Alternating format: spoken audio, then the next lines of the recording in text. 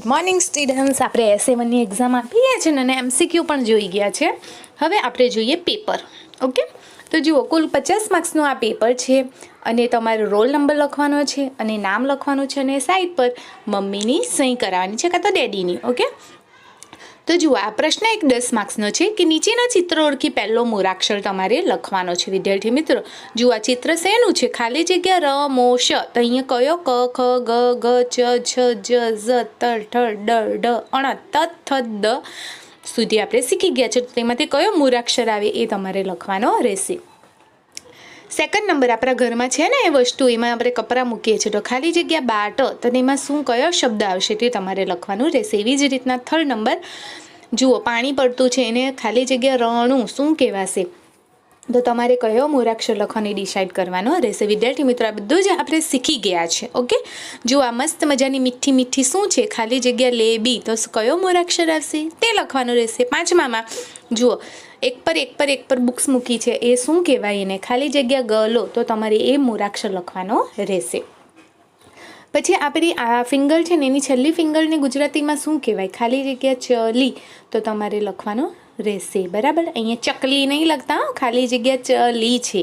પછી સાતમું જુઓ, એમાં ફર છે અને એની વચ્ચે જે વસ્તુ દેખાય છે એને શું કહેવાય? ખાલી જગ્યા અળીયો. બરાબર, આ પક્ષી છે ને બીજો અક્ષર શું કહેવાય? બીજી રીતે આપણે શું બોલીએ? ખાલી જગ્યા ગ. પછી વોચ છે, ખાલી જગ્યા ડી યા ર, તો એ વોચને શું કહેવાય ગુજરાતીમાં?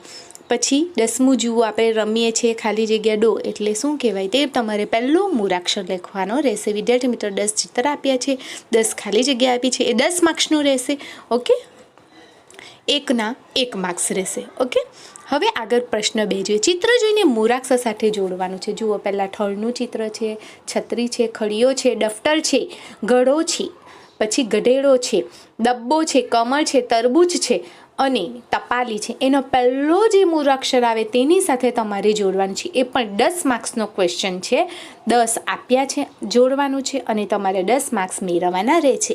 એકનો 1 માર્ક્સ રહેશે. ઓકે, એટલે આપણે જોડકા જોડીએ ને એવી રીતના ચિત્ર જોવાનું છે અને પહેલો મૂળાક્ષર જે હોય એની સાથે જોડવાનું રહેશે. ઓકે, હવે પ્રશ્ન 3, મૂળાક્ષરની મદદથી શબ્દ બનાવવાના છે, એ પણ 10 માર્ક્સ છે. વિદ્યાર્થી મિત્રો, તમને મેં શીખવ્યું છે વર્કશીટમાં, તો આ ચ પરથી તમારે કાના માત્રા વગરના શબ્દ બનાવવાના છે. ઓકે, પછી બીજો છે ટપાલીનો ત છે, એના પરથી તમારે કાના માત્રાના શબ્દ બનાવવાના છે. ત્રીજું છ છે, ચોથું ઠ છે, પાંચમું ખ છે, છઠ્ઠું ઠ છે, સાતમું ક છે, આઠમું ત છે અને 9મું જ છે અને 10મું ઘ છે. તમારે બે મૂળાક્ષરથી પણ શબ્દ બનાવી શકો છો, એવું નહીં, પર બેસતો શબ્દ હોવો જોઈએ. ટીચરે તમને શીખવું જ છે વર્કશીટમાં. ઓકે, આ પણ 10 માર્ક્સનો છે. હવે પ્રશ્ન 4 છે, મૂળાક્ષર લખો ક થી ડ સુધી, એ પણ 10 માર્ક્સનું છે. જુઓ, 10 બ્લેન્ક્સ આપી છે, 1 2 3 4 5 6 7 8 9 ને 10. એક બ્લેન્ક્સના 1 માર્ક્સ. ઓકે, ક ખ ખાલી જગ્યા ચ ખાલી જગ્યા જ ખાલી જગ્યા ટ ખાલી જગ્યા ડ ખાલી જગ્યા ખાલી જગ્યા ખાલી જગ્યા ખાલી જગ્યા ખાલી જગ્યા. આવી રીતના 10 ખાલી જગ્યા આપી છે અને તેમાં તમારે તેમાં મૂળાક્ષર લખવાનો રહેશે. ઓકે, ક ખ પછી શું આવે છે એવી રીતના મૂળાક્ષર લખવાનું રહેશે. 10 બ્લેન્ક્સ છે અને 10 માર્ક્સનું છે. ઓકે, હવે જોઈએ પ્રશ્ન 5, મૂળાક્ષર જોઈને મૂળાક્ષર પર ગોર કરો, 5 માર્ક્સ છે. વિદ્યાર્થી મિત્રો, આ ફક્ત ગોર જ કરવાનું છે, તે પર મૂળાક્ષર જોઈને એકદમ ઇઝી છે, પરંતુ એક મૂળાક્ષર પર ગોર કરશો તો અડધો માર્ક્સ, 2 પર કરશો એટલે અડધો ને અડધો આખો માર્ક્સ. ઓકે, તો તમારે ઠ છે તો તે મૂળાક્ષર પર ગોર કરવાના, ખ છે તો તે જોઈને મૂળાક્ષર પર ગોર કરવાના રહેશે. 5 માર્ક્સ છે કુલ. ઓકે, હવે જુઓ પ્રશ્ન 6, મૂળાક્ષરને મૂળાક્ષર સાથે જોડવાના છે. બહુ જ ઇઝી છે, આ 5 માર્ક્સ છે.